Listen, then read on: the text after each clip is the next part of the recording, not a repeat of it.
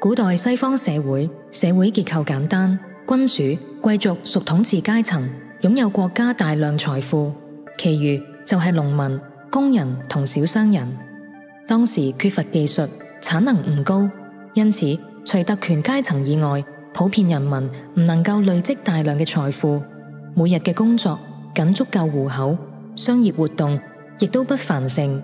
因此國家朝代嘅更替往往係由於戰爭或者農民革命引致嘅。中產階級一詞係喺18世紀工業革命時代誕生，最先係喺《Scheme to Prevent Running Irish Wolves to France》一書裏面出現。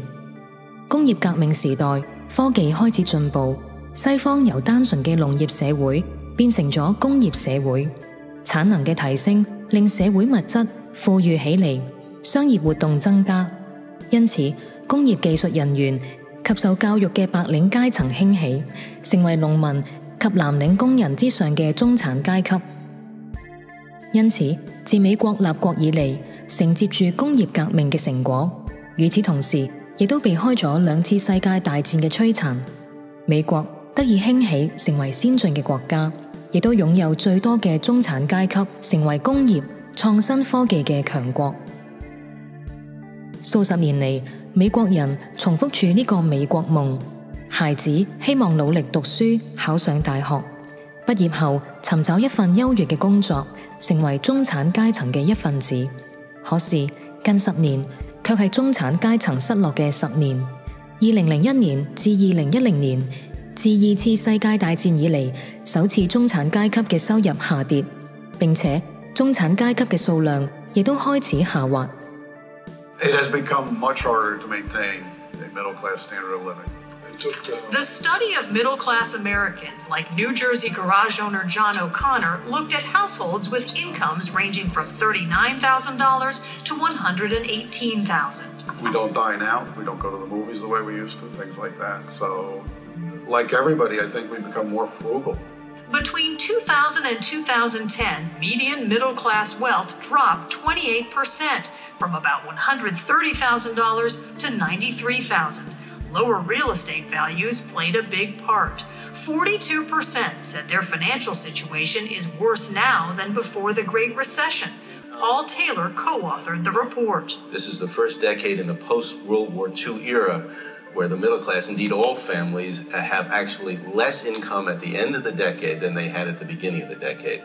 The study also found the percentage of Americans in the middle class fell from 61% in 1971 to 51% now.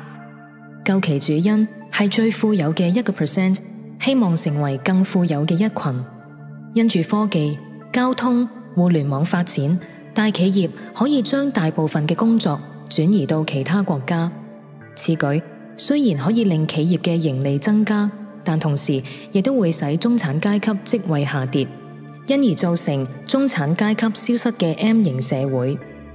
再者，最富有嘅1%甚至能夠控制政府，讓佢哋得盡所有嘅好處。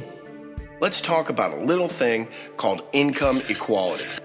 Back in the good old days, the CEOs earned maybe 15 to 20 times more than their workers. Today, they're making an average of 300 times more. This is crazy, you say. How could they have gotten away with this? Well, it certainly wasn't by putting America's interests first. One way that big corporations started earning more money was by eliminating jobs in the US and taking them overseas. CEOs complained that American wages were too high, so they moved the jobs to countries with no minimum wage or no rules to protect worker safety or the environment. The CEOs also worked hard to give unions a bad name.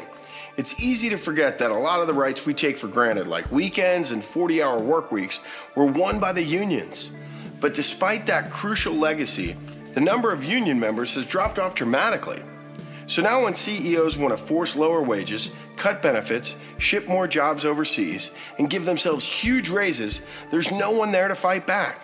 It turns out that without the collective bargaining power of unions, we all just get easier and easier to screw. Taxes! And what about taxes? In the days of Leave It to Beaver, the idea that the very rich could afford to pay more in taxes than the middle class was accepted on a bipartisan level.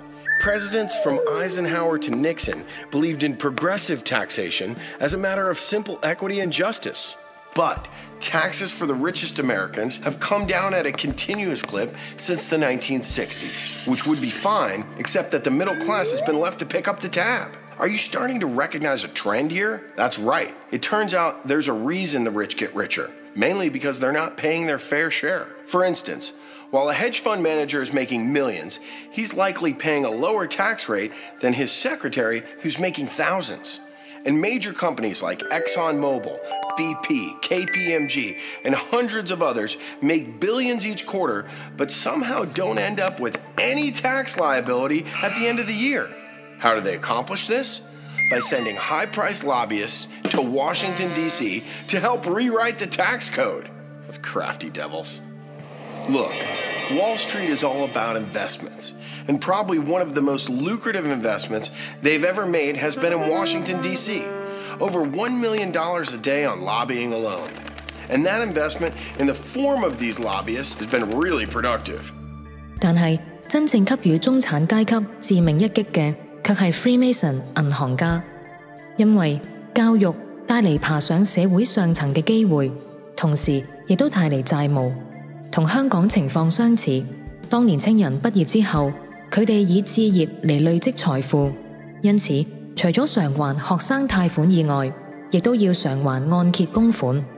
喺入不敷支嘅情況下，佢哋最終成為咗債務嘅奴隸，每一個月嘅薪水只係夠當月嘅開支，一旦失業，最終亦要流落街頭。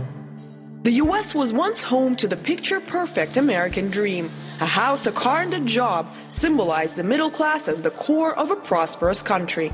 Yet, for an increasing amount of Americans, some or all of these are now out of reach. This country was founded on the ideals of life, liberty, and the pursuit of happiness. How can you be happy if you can't pay your rent? How is this American in any way, shape, or form? The new America is littered with millions of homes lost and abandoned, with the unemployed officially at over 13 million still, queuing to get a job. Does this mean the middle class is disappearing in the U.S.? There have been 4 pillars that supported the American middle class. The chance to retire, the chance to send your kids to higher education, graduate school, university, the chance to work and afford a comfortable standard of living, and access to medical care. And if we look, all 4 of these pillars are chipped, cracked, or swaying. Today, over 60% of Americans say they typically live paycheck to paycheck, leaving little for college fees, mortgage payments, or retirement. The U.S. is increasingly being divided into rich and poor, with the traditionally large center, the middle class, being squeezed out. The bottom 50% of earners today own less than 1% of the country's wealth. Finding work on average takes 8.5 months now, and with 6 Americans vying for each job, the prospects for the country's youth look dim. Melanie Samuels runs a food pantry in New York. She says the face of hunger in America has drastically changed. Now we're seeing people that do have an education, used to have decent jobs, now online, coming in teary-eyed, crying. They never thought this would happen to them. Some 40% of the 43 million food stamp recipients today are working Americans, and every 5th child now lives below the poverty line. America grew prosperous on the belief that the next generation of workers would live better than the first. But nowadays, the outlook for the future is anything but optimistic.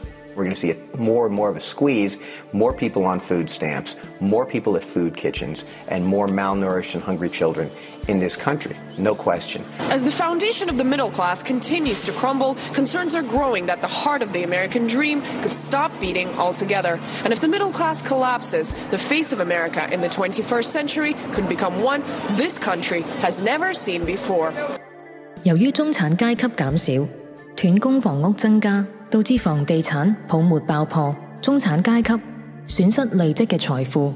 由2009年至今，已經有250萬間房屋因斷供被銀行收回，粉碎嘅美國夢最終以血案收場。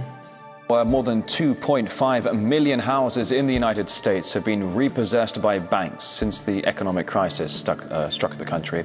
But the impact isn't only financial. Many forced out of their homes are taking drastic measures. with some even choosing to take their own lives when faced with eviction. Last year, the town's foreclosure rate was the third highest in the country, with 1 in every 19 properties repossessed by the banks.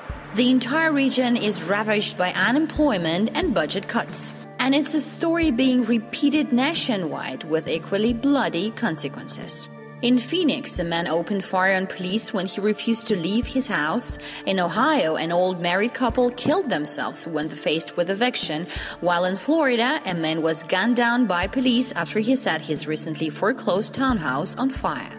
These death by foreclosure killings have been going on quietly around the country ever since the financial crisis threatened to pull the rug from those only surviving on credit.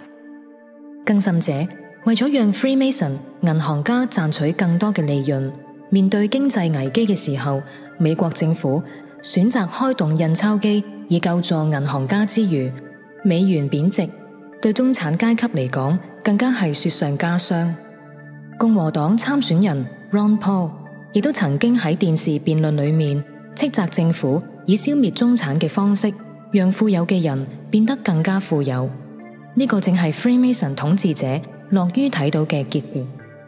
But middle class is suffering, but not only because we bail out the rich and dump on the poor and they lose their jobs and they lose their houses, but there's a characteristic about monetary policy. When a country destroys its currency, it transfers wealth from the middle class to the wealthy. And this is what you're seeing today, the elimination of the middle class. And it's going to get a lot worse unless we address the subject overspending, overborrowing, and printing too much money and understanding the business cycle.